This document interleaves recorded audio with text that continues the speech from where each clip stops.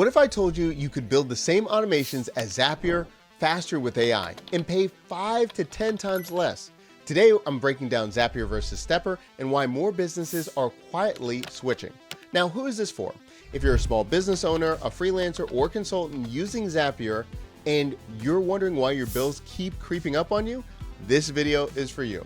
Now, we'll be breaking down 3 main parts throughout this video. Number 1, why automation costs spike as your business grows. 2, how Stepper makes building workflows simpler. And 3, how to decide if it's the right move for you. Let's start with number 1. Now, let's just be honest. Zapier isn't bad. It just gets expensive the moment you start scaling. Task-based pricing is the silent killer. Simple workflows turn into complex bills. Now, here's the reality for small businesses. Automations grow faster than revenue sometimes. And the core problem? You never know what you're going to be paying for next month. And that's exactly the gap Stepper is filling. Now, what makes Stepper different? Well, Stepper is built for how people want to build automations in 2026. Meaning what? It's AI first. You describe what you want, Stepper builds it. It uses component-based logic. It's modular, flexible, readable. You can run multiple workflows inside a single automation, and the interface is modern, clean, and more control. So let's get right into it and build out a demo and go into point number 2, how Stepper makes building workflows simpler. So let's take a look at what this is. If you go to stepper.io, you can start for free, and there's a link down below to get started. And then you're going to be taken to the dashboard. Now, this will allow you to see all the different flows and to begin. On the right-hand side, if you click Create Workflows, you can get started building in a few different ways. Number 1, I can describe what I'm trying to build in just natural language.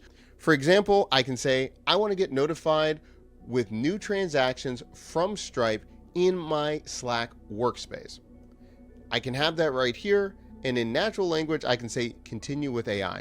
I can also skip to the editor and build it out by hand, but I want to use AI to assist me with this. So I'm going to click continue with AI.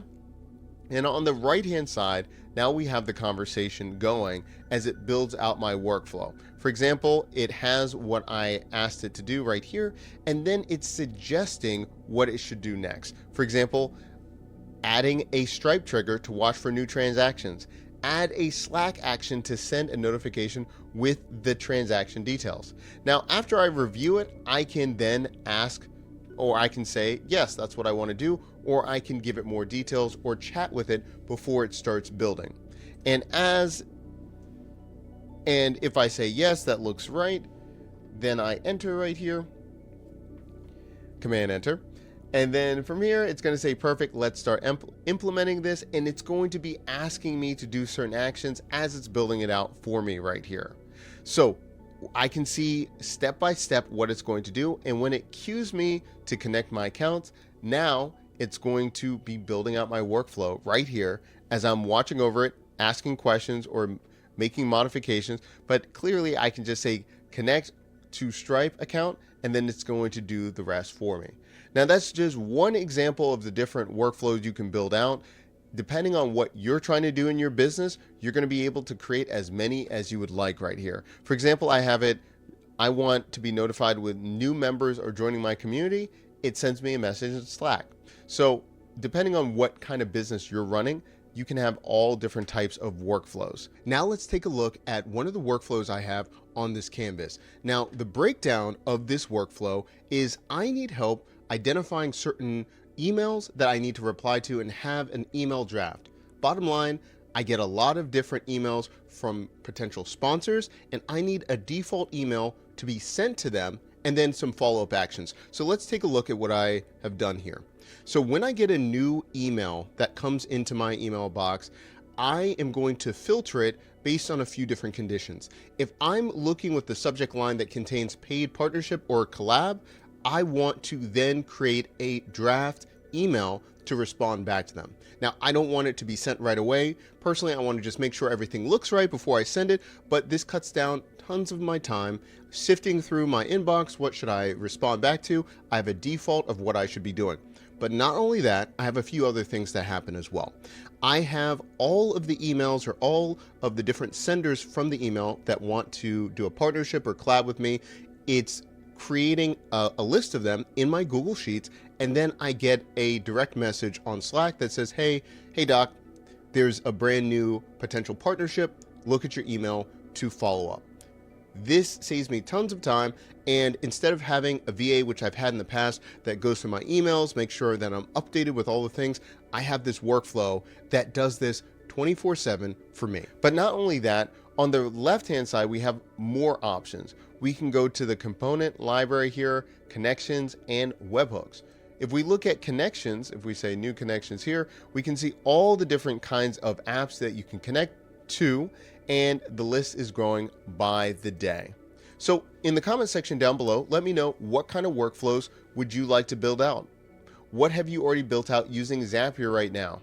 Now that we see how Stepper is so easy to start building out the workflows, it brings us to our third point, how to decide if it's the right move for you. Well, there are a few things to consider. For example, let's talk about costs. This is where most people decide to switch. Zapier is task-based. It can be unpredictable, and it forces upgrades, versus Stepper is a flat pricing, it's predictable, and same outcomes.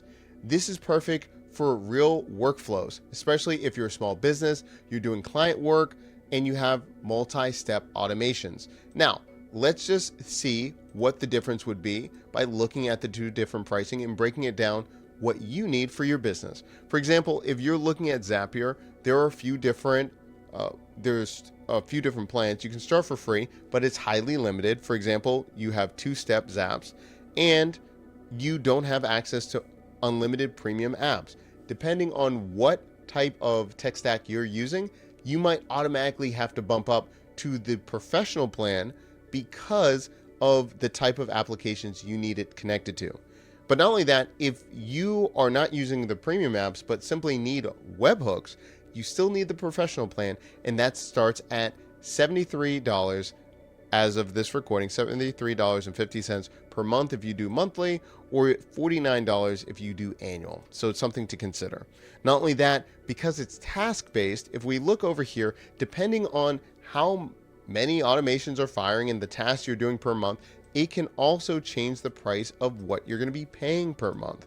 So that's going to depend on what's going on for you. So in the comment section down below, let me know what you're trying to do and how many tasks per month you're going to be having. And again, remember, look at this, 73, if you're doing 2,000 tasks per month, 750 tasks, you're at $29.99 per month. So it's going to vary depending on what's going on in your business and how much volume that you need with the automations and the tasks.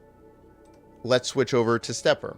For Stepper's pricing, there are two different pricing tiers. You can look at free, so unlimited workflows, 200 steps per month, or we can go here for $19. You have unlimited workflows, unlimited steps. So depending on what you're looking to do for your business, it's something to consider. Now, what I really like on this page right here, it also allows you to see how Stepper potentially could be 10x more cost effective depending on what you're trying to do.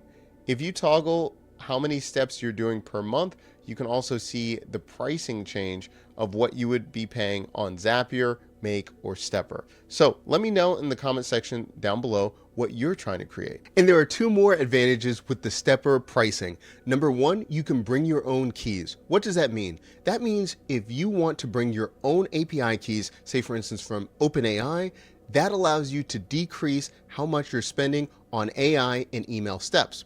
Not only that, but there is a feature where you can buy more credits in the future that never expire.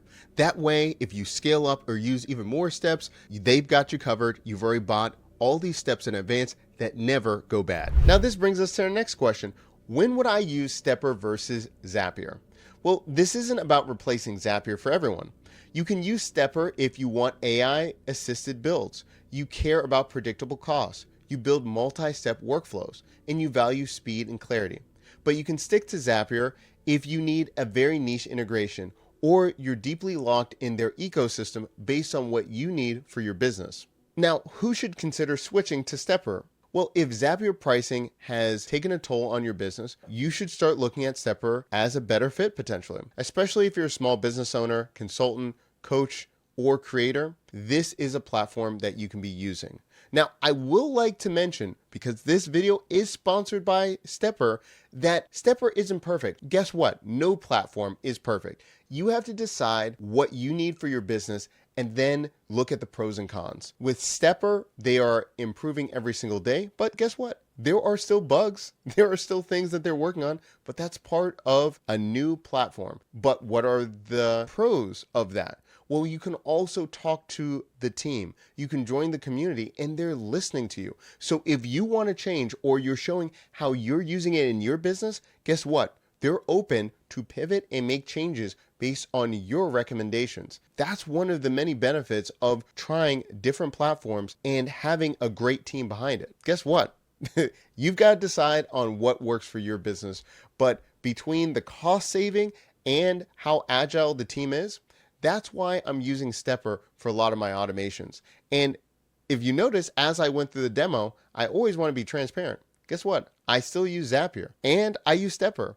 And I also use Active Pieces and Make and other platforms as well because of my use case. So as you're going through this and you're considering, should you use Stepper? Should you use Zapier? Write down what you need in your business and then look at opportunities of why you should implement it.